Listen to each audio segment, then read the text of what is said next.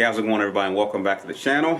Sorry I didn't get a video posted last week. I was headed out for vacation and I didn't have time with all the packing and work to get up any decent content, or actually to even recording decent content. In this video, while I was in Spain, there were a couple things that happened in the tech world that I live in that I wanted to talk about. And the first of is the update to the DJI Osmo Action. While I was there was a firmware update for the Osmo Action, and I'm really glad that DJI finally did this. And this firmware update was simple. I didn't know why it didn't come out in the first, I guess, the original release of it, but it was the ability to switch from front to rear screen without having to pause or stop the video. This thing having two screens, I thought it would only be natural for it to be able to switch from front to rear without having to restart.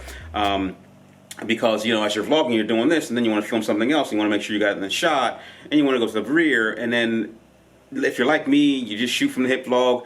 A pause to do something like switch screens, remember what button to hit, make sure that it has switched, will really throw off your train of thought when you're trying to get the video up. Fortunately, when I was in Wi-Fi, I connected to the Mimo app and I saw that there was a firmware update. I did the firmware update not really knowing what it did, and then I went back to look at the firmware update notes, and the only thing that I focused on and the only thing that I saw at that time was the ability to switch from front to rear screens, and I couldn't wait to try it. And what I can tell you is it worked perfectly. So as you're vlogging with the camera, and especially if you're using, instead of using the double tap feature or some of the other ways to switch from front to rear screen, all you have to do is simply hold the quick select button on the side, and it will switch from front to rear screen after 1 second. And that worked flawlessly. As I was walking, I was talking, I was trying to film, you know, things in front of me, and then I would turn the camera towards myself and see, you know, have our perspective on what was going. And by the time I got the camera turned around to me, it was already on the front face of the screen, and the video continued to record. So I love it. I love that DJI did that. Again, not sure why they didn't do it in the beginning. Maybe they heard, maybe it wasn't something that they thought they would have to do, but they heard other people's concerns and they worked on it. Now, there are still a couple of things that I think need to happen with this camera. I love the camera, but it does still have its flaws, and I've always given you the honest opinion on, you know, anything that I've ever bought. I bought this out of my own pocket. I didn't get it from DJI. I do not feel obligated to give them a positive review. I just really love the camera. I love the quality that it gives you, and I love the features. I found that while testing as a vlogging camera over the last couple of weeks of having it, I can't remember when I initially purchased this, that there are still some flaws. The Osmo Action has spot metering, but what I find that is if I am, I guess maybe with sun behind me, it does not pick up. I mean, I had it pointed at my shirt, I had it pointed at my face, and it does not pick up well on the darker part of the image when there is a bright sun behind you. Now, if I connected to the Mimo app, which I didn't, maybe I should have tried it, you can actually adjust the spot metering to specific sections of the frame by using a tap on the screen like you would do on your drone. But I didn't try that. I didn't want to connect to the Mimo app. I was actually had the camera connected to the gimbal, and I mean the phone connected to the gimbal, so I can use that for some of the transition scenes.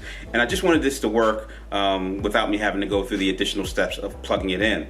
But yeah, I did notice that. I noticed that if the sun were behind me and I was vlogging, we happened to be walking down the street and the sun was behind me, the image looked really dark. Now I have to get this into the computer and see how it actually came out. In fact, if it does come out pretty decent and it's a decent video and I can stitch enough of it together to show you a little bit of our trip in Spain, I wanted to show you how this camera actually works as a vlogging camera. Now, there are a couple of other flaws, but I'm hoping DJI can fix them. And that is the fact that image stabilization is not available in all resolutions and frame rates. When I got back to the room, because I was hand holding, you could see all the shaking from me walking down those cobblestone streets, and I was trying to do slow pans up to show you, you know, the skyline and stuff like that. And what I realized was when I saw that it was all jittery, there is no image stabilization in HDR mode. And I thought it was only because it was a 2.7K, but that's not the case. It was in HDR mode. Another thing is that the image stabilization does not work in slow motion. So again, hand holding, trying to do some slow motion video.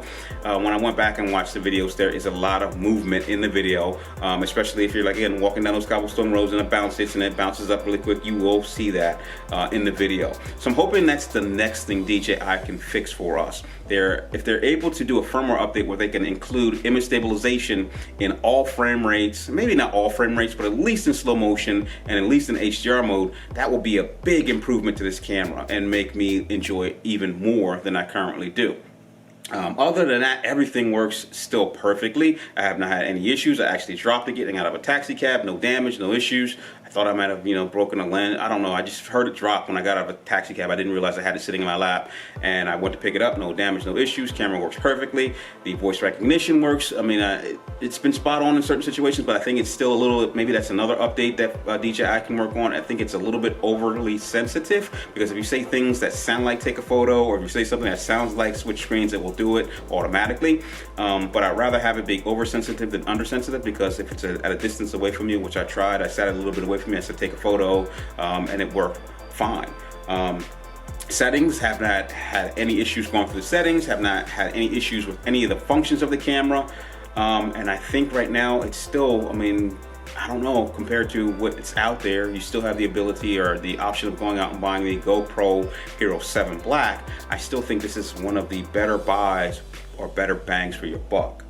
So hey, just wanted to get this video up. I think I got this in one take. I've done several takes and it can get a little bit frustrating. Just want to get this video up. I'm going to try to stagger these. Again, I'm going to try to maybe get some video up of our trip in Spain. And I'm going to talk about some of the other things that happened while I was out. I got the email saying the Galaxy Note 10 was out, and I'm still on the fence on whether or not I want it. I'm probably going to do a video on why I'm thinking I'm not going to get it.